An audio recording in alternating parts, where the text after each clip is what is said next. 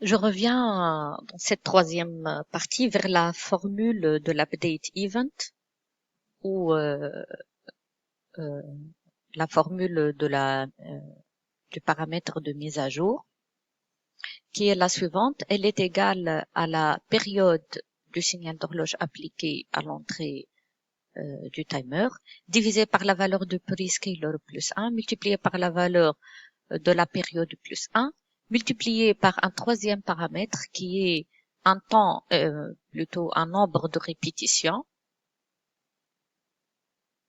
de fonctionnement du timer en fonction des deux autres paramètres. Ce qui fait que la durée totale pour la mise à jour de l'événement, elle est égale à la période qui a été déduite à partir de la valeur du prescaler et de la période, multipliée par cette période de répétition.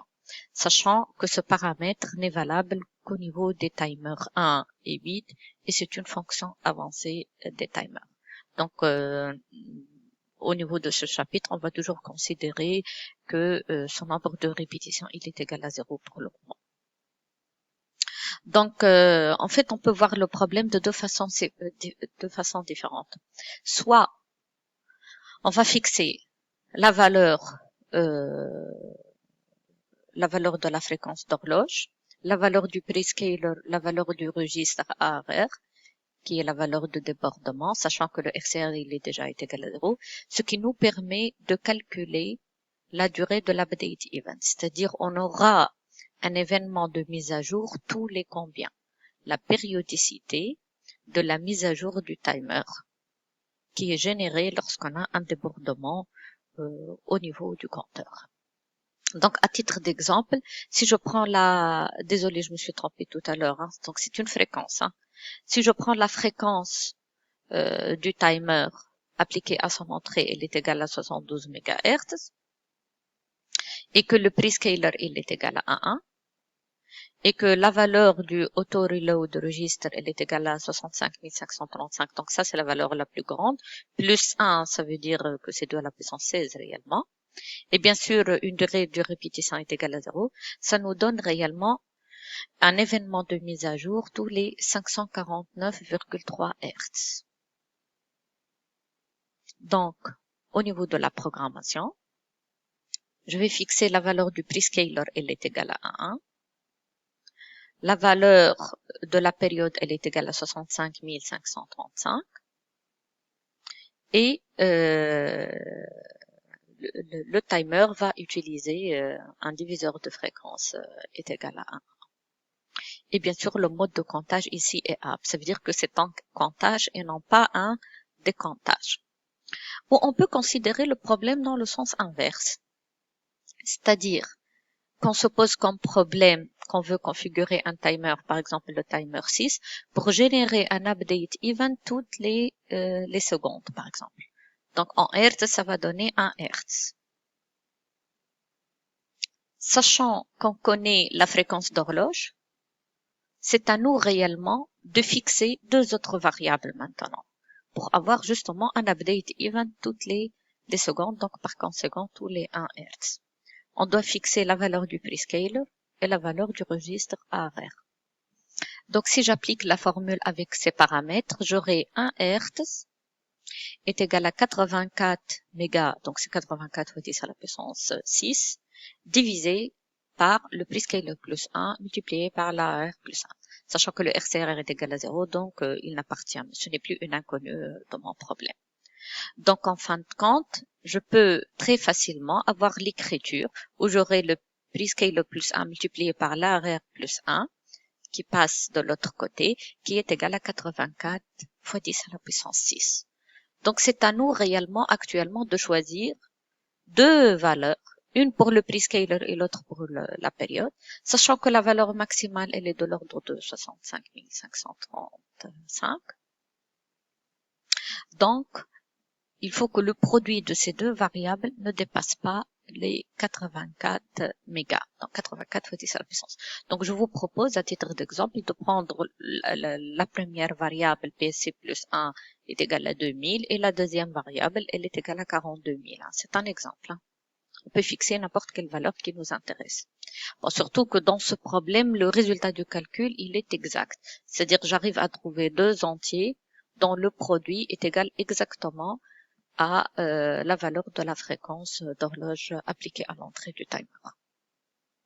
Donc, au niveau de la configuration, je vais définir la valeur du prescaler du timer. Le mode de comptage est toujours up. Les périodes, elle est égale. Donc, vous voyez, j'ai écrit ici exprès 42 000 moins 1 pour vous sensibiliser que si cette somme, elle est égale à 42 000, ce que je vais écrire réellement au niveau du registre prescaler, on doit lui soustraire 1. Donc, je fixe la valeur au niveau du prescaler, le mode de comptage est up, je fixe la valeur de période que je viens de calculer. Je n'utilise pas actuellement de diviseur de fréquence au niveau du timer et je n'utilise pas le registre RCR qui est un registre de répétition, comme je l'ai dit tout à l'heure. Donc,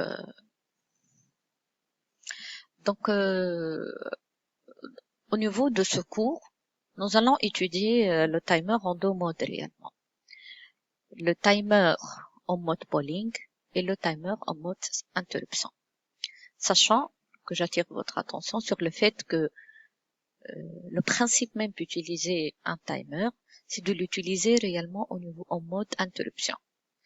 Pourquoi? Parce que c'est un périphérique qui est censé fonctionner indépendamment du traitement qui est exécuté au niveau du main. Donc, une fois le timer est configuré et lancé, il va fonctionner indépendamment du traitement qui est en cours d'exécution au niveau de CPU. Alors que si je vais utiliser le timer en mode polling, ça veut dire que je vais faire une scrutation du flag de fin de comptage, voilà, de débordement plutôt. Et là, je vais faire ce traitement au niveau du main.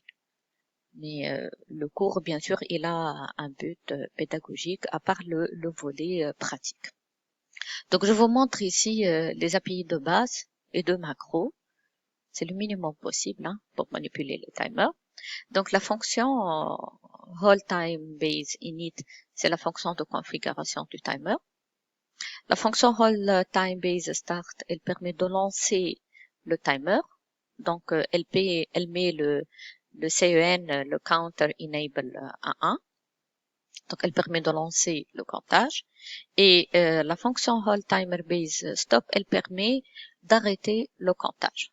Donc, ces trois API prennent comme paramètre la variable handler du timer, qui est du type timer handle typedef. Donc, c'est un pointeur sur une structure qui contient les paramètres de configuration, qui contient une information sur l'adresse au niveau de la mémoire du timer. Les deux autres API, elles considèrent l'utilisation du timer en mode interruption. Donc, une, elle permet de lancer le timer, start IT, donc c'est start en mode interruption. Et la deuxième, elle permet d'arrêter le timer. Et de même, elles prennent toutes les deux un handler du timer. On va voir le contenu de cette structure en détail tout à l'heure. Je vous montre aussi deux macros. La macro hold timer get flag qui permet, elle prend deux paramètres, le handler du timer et le flag que vous voulez lire l'état. Donc, la première macro, elle permet de récupérer l'état du flag, ou la deuxième macro, clear flag, elle permet d'effacer le flag passé en paramètre à cette macro. Donc, on va voir tout ça en détail. Alors, on va s'intéresser tout d'abord à l'API hold timer base init qui permet d'initialiser le timer par ses paramètres de configuration. Donc, le timer handle typedef est une structure alors qui contient les champs suivants. Le premier champ est l'instance du timer. Donc, c'est un pointeur sur un timer typedef. Et le timer typedef, c'est une structure qui contient autant de champs que le registre de configuration du timer. et elle a l'adresse au niveau de la mémoire RAM du timer passé en paramètre. Donc l'instance, elle peut prendre le hash timer 1, le hash timer 2, le hash timer 3, ainsi de suite. L'ensemble, n'importe quel timer de l'ensemble des timers qui sont définis au niveau de l'STM32F4. Alors, le deuxième champ, c'est la structure init de type timer base init typedef qui, elle, contient les paramètres de configuration choisis par le programmeur pour l'utilisation de ce timer. Alors, donc l'init, elle contient quoi? Alors, on va la voir en détail. Elle contient la valeur du prescaler, qui est une valeur entre 0 et 2 à la puissance 16-1. Le mode de comptage up ou down. La valeur du registre auto-reload register, l'ARR, et la valeur de diviseur de fréquence qui peut prendre trois valeurs, soit 1, soit 2, soit 4. Et le dernier champ qui est le lock, c'est un paramètre qui est utilisé en interne par le hall du CubeMX. Donc, je vous montre la structure justement timer base init typedef. Comme je l'ai dit tout à l'heure, donc elle a un premier champ qui est le prescaler entre 0 et de la puissance 16. Le deuxième champ, c'est le timer counter mode qui peut être soit up, soit down. Et ça, ce sont des fonctions avancées. Donc, il y a center aligned 1, 2 et 3. Ensuite, le timer period, c'est-à-dire la valeur du registre ARR, qui est entre 0 et de la puissance 16. Et le timer clock division, comme je l'ai dit tout à l'heure, il peut prendre quatre valeurs, soit une valeur de division par 1, c'est-à-dire on divise par rien réellement, soit une division de fréquence par 2, soit une division de fréquence par 4. Et le cinquième paramètre, c'est le timer repetition counter, et c'est un registre sur 16 bits réellement, sur 8 bits, donc il peut prendre n'importe quelle valeur entre 0 et 2 à la puissance 8 au moins 1, et cette fonction est uniquement valable pour les timers 1 et 8. Donc, imaginons que nous voulons configurer le timer 6 pour s'incrémenter et générer un débordement chaque 500 millisecondes. Alors, pour la configuration, je vais créer tout d'abord, enfin, c'est pas moi qui le crée, hein, CubeMX nous génère directement une variable handler timer 6 qui est du type time handler typedef.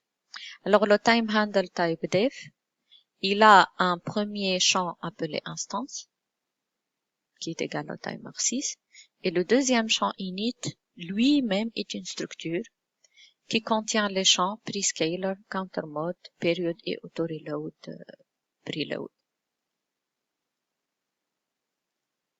Donc, une fois tous les paramètres remplis, cette structure, whole timer 6, elle est passée par adresse au niveau de la fonction wholeTimeBaseInit.